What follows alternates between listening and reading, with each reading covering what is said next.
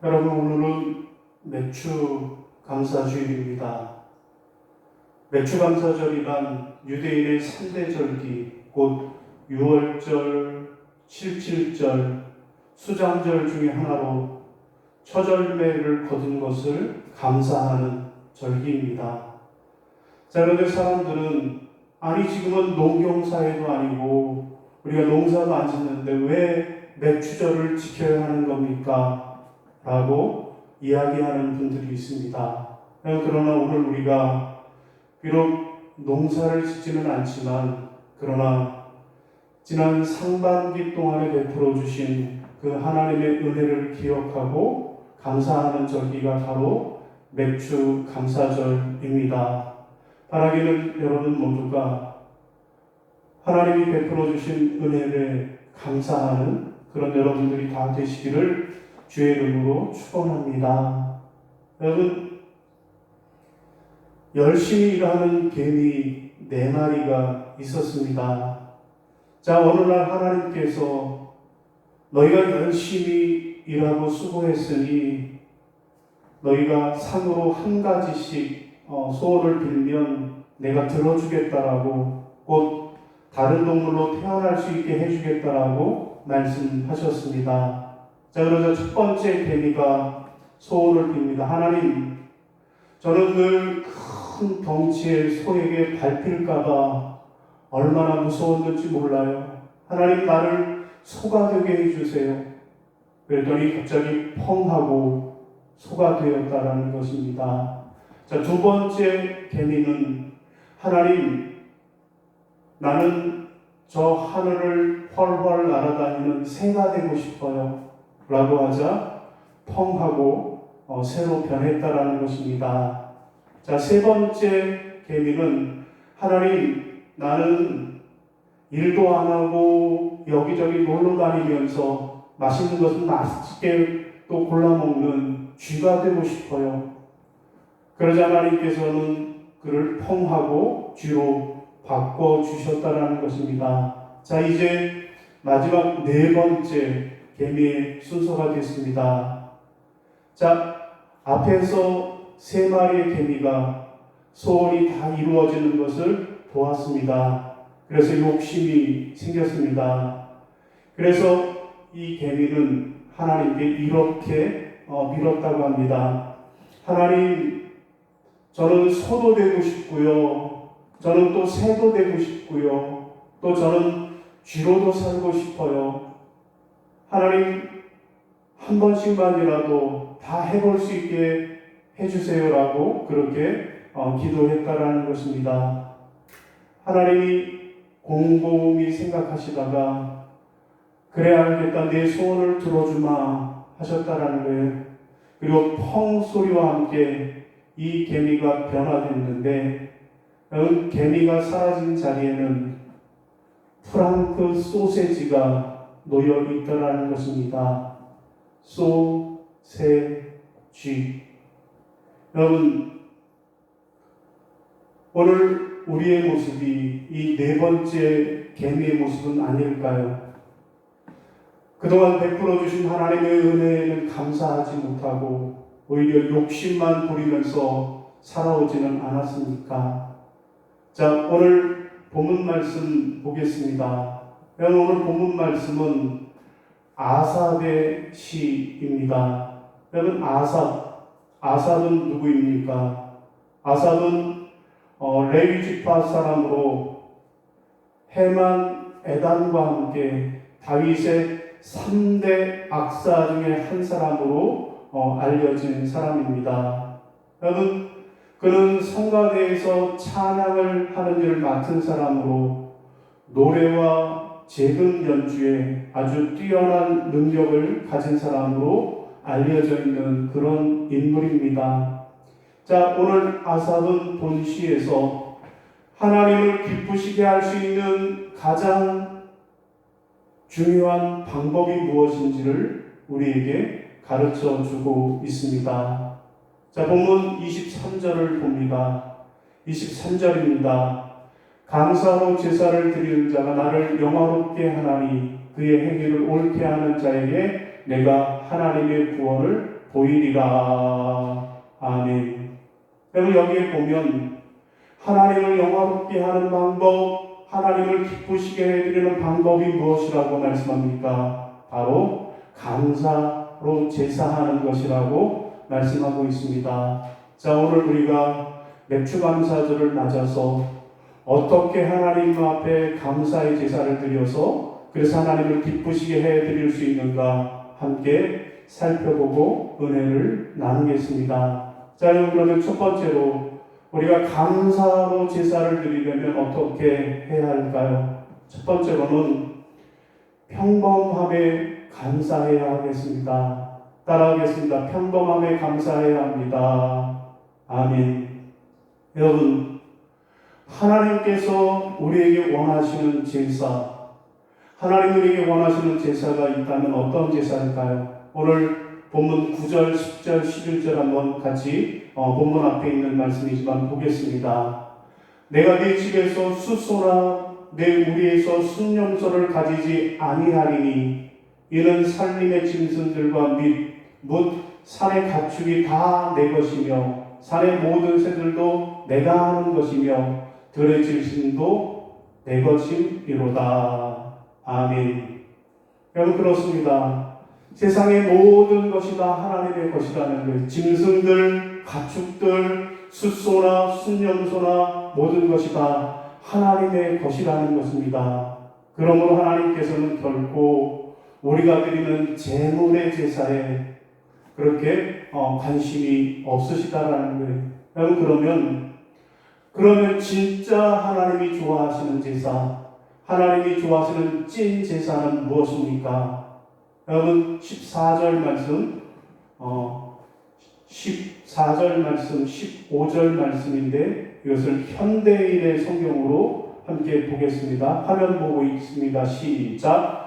너희가 하나님에게 가져올 참 제사는 감사하는 마음이요 너희가 가장 높으신 분에게 가져올 참 서원제는 너희가 맹세한 것을 지키는 바로 그것이다. 아멘. 여러분, 그렇습니다. 하나님이 우리에게 원하시는 제사, 그것은 바로 소나 양이나 비둘기를 바치는 그런 물질의 제사를 원하시는 것이 아니라 감사하는 마음을 하나님께서 원하신다라는 것입니다. 곧 하나님께서는 우리가 평소에 베풀어 주신 그 은혜에 감사한 마음으로 하루하루를 살아가는 것, 이것을 원하신다라고 말씀하고 있습니다. 그렇습니다. 평범한 것에 감사하는 마음으로 살아가는 것, 이것이 하나님께 드리는 찐 제사가 됨을 기억하시기를 바랍니다. 여러분, 오늘 그런데 우리는 어떻습니까? 평범한 것에 감사하며 살고 있습니까? 아니면 감사하지 못하고 살고 있습니까? 여러분, 안타깝게도 코로나19를 통해서 우리가 깨닫게 되는 것은 그동안 우리가 평범한 것에 너무나도 감사하지 못했다라는 것입니다. 여러분, 우리가 학교에 가고 직장 생활을 하고 친구를 만나고 교회 나와서 이렇게 예배 드리는 것, 여러분, 이렇게 지극히 평범한 삶에 우리는 감사하지 못했다라는 것입니다. 우리는 그것들을 그저 당연한 것으로 여겼습니다. 아니, 오히려 그것들을 평범하다라고 그렇게 귀찮게 여기기도 했습니다. 여러분, 얼마 전에 교회 밴드에 보니까요, 어떤 분이 조모 권사님이라고 하는 분이 밴드에 글을 하나 올려주셨는데 고맙습니다. 여러분, 그 내용에 보니까 이런 내용이 있어요. 예배의 소중함을 알게 됩니다. 교회 식구들 너무너무 보고 싶네요. 다음 주일에 만나요. 라고 하는 짧은 글이었습니다. 여러분, 우리는 그동안 예배드리는 그 평범한, 교회 식구들 만나는 그 평범한, 주일날 교회 나와서 예배하고 친교하는 그 평범한 것에 우리는 감사할 줄 몰랐습니다. 당연한 것으로 여겼습니다. 그래서 감사하지 못했습니다. 여러분, 우리는 왜 이렇게 평범한 것에, 우리의 평범함 속에서 감사하지 못하는 걸까요? 그것은 평범함의 은혜를 보는 그 눈이 없기 때문에 그렇습니다. 여러분, 평범함 속에 감춰져 있는 그 하나님의 은혜를 발견하는 그 눈이 없기 때문에 그렇습니다. 여러분, 요한복음 9장에 보면 예수님께서 날 때부터 맹인되었던 사람을 고쳐주시는 그 이야기가 나오고 있습니다.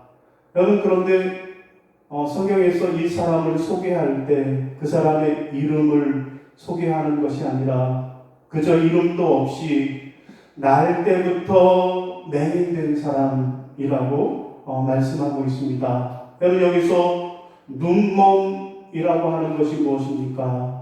눈먼이라고 하는 것이 내 삶 속에서 하나님의 은혜를 볼 수 있는 능력이 없다라고 하는 의미입니다. 이 사람이 맹인되었다라고 하는 것은 그가 하나님의 은혜를 볼 줄 아는 능력이 없었다라고 말씀하고 있는 것입니다. 그래서 그는 못 보았던 것입니다.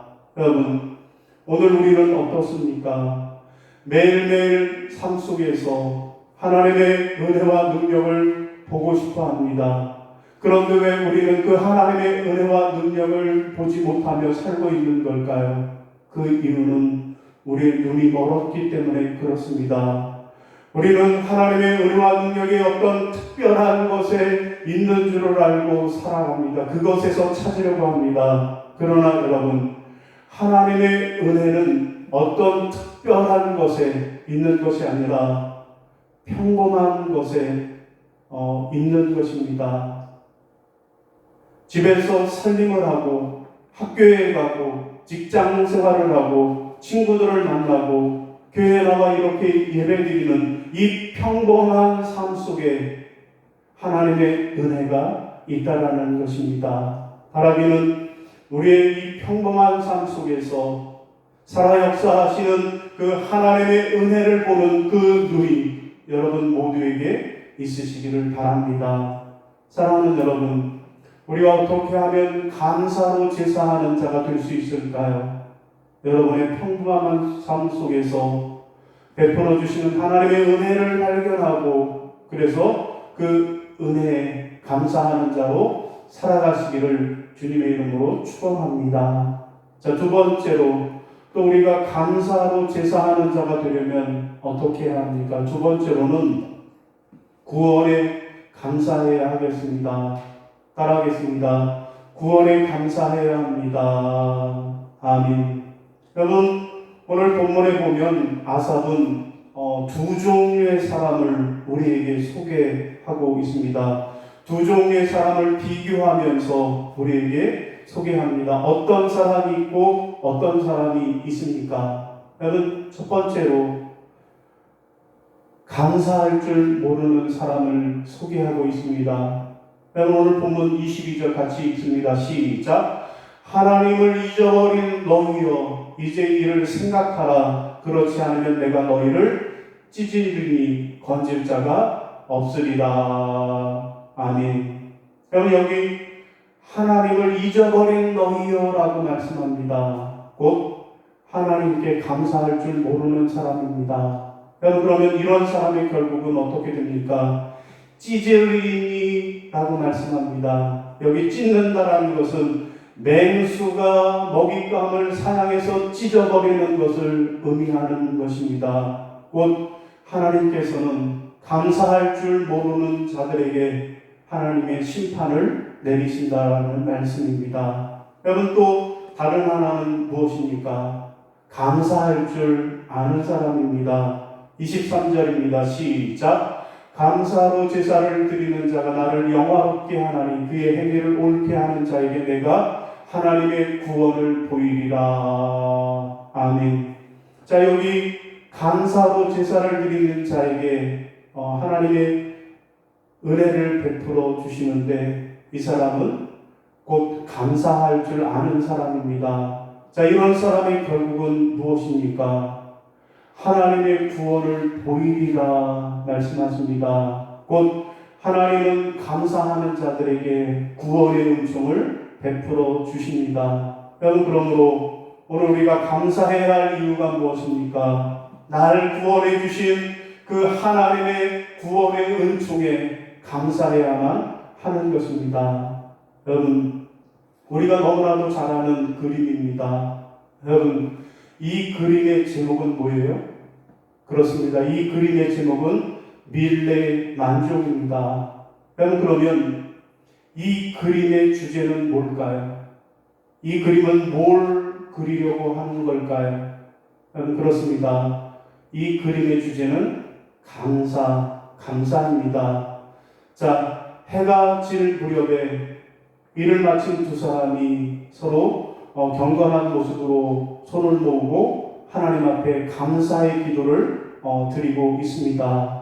여러분, 두 사람이 주변을 살펴보면 주변에는 감자 바구니가 있고 또 손수레와 또 포대, 그리고 저 뒤에 멀리에 보면 작게 그렇게 교회와 종탑이 보이는 것을 발견하게 되어집니다.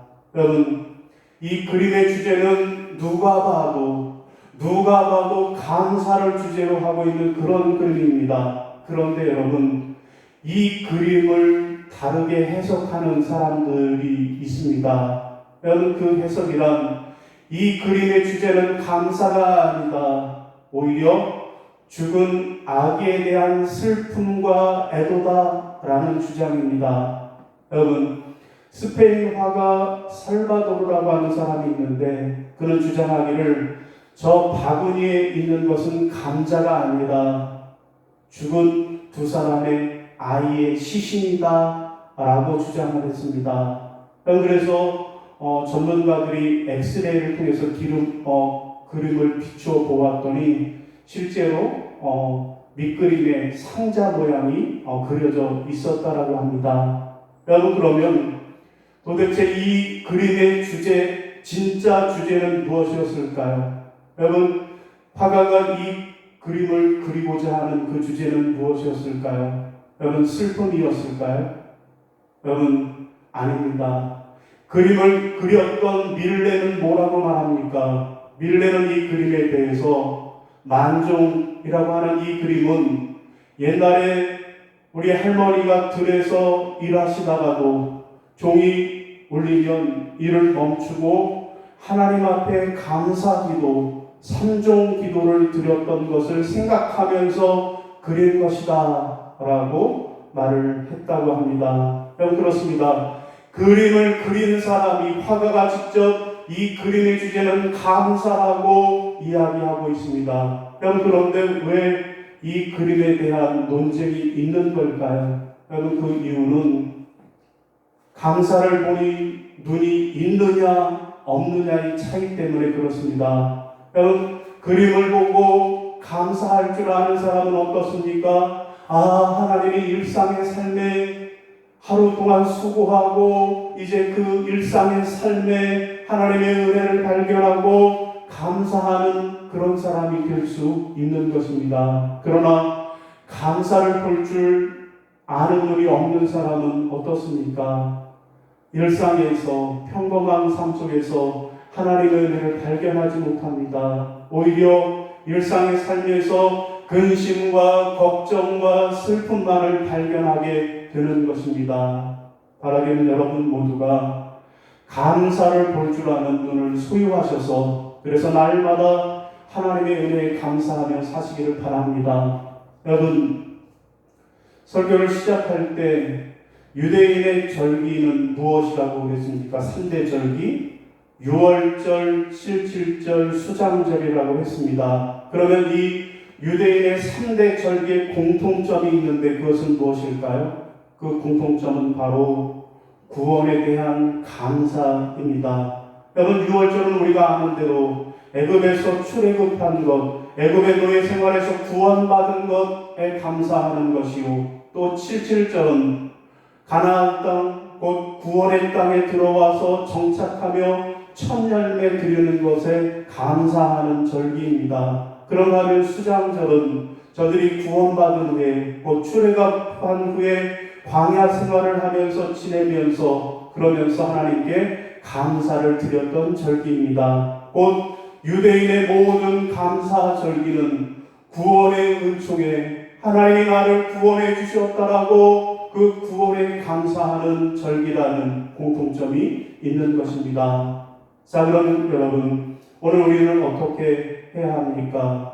오늘 우리도 범사에 감사하는 자들이 되어야 할 것입니다. 데살로니가전서 5장 18절에 범사에 감사하라고 말씀하십니다. 곧 오늘 우리는 모든 우리의 생활 속에서, 환경 속에서 모든 것에 하나님 앞에 날 구원해 주신 그 은총 때문에 감사하며 살아가는 저와 여러분이 되시기를 바랍니다. 사랑하는 성도 여러분, 감사로 제사를 드리는 자가 되려면 어떻게 해야 할까요?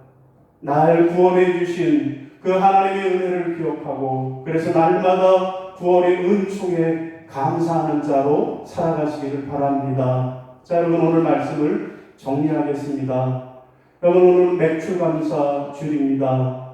오늘 맥주감사 주일에 아삽은 우리에게 감사로 제사 드리는 자가 되라고 말씀합니다. 여러분, 그러면 우리가 어떻게 하면 감사로 제사 드리는 자가 될 수 있을까요? 첫 번째로는 평범함 속에서 감사할 수 있어야 하겠습니다. 두 번째로는 날 구원해 주신 그 은혜에 감사해야만 하겠습니다. 바라기는 여러분 모두가 여러분의 하루하루 평범한 그 삶 속에서 하나님이 베풀어 주신 은혜를 발견하는 눈을 소유하시기를 바랍니다. 그리고 또한 날 구원해 주신 그 하나님의 은혜에 감사하는 자로 살아가시기를 바랍니다. 그래서 우리 하나님을 영화롭게, 우리 하나님을 기쁘시게 해드리는 하나님의 백성들이 다 되시기를 주님의 이름으로 축원합니다.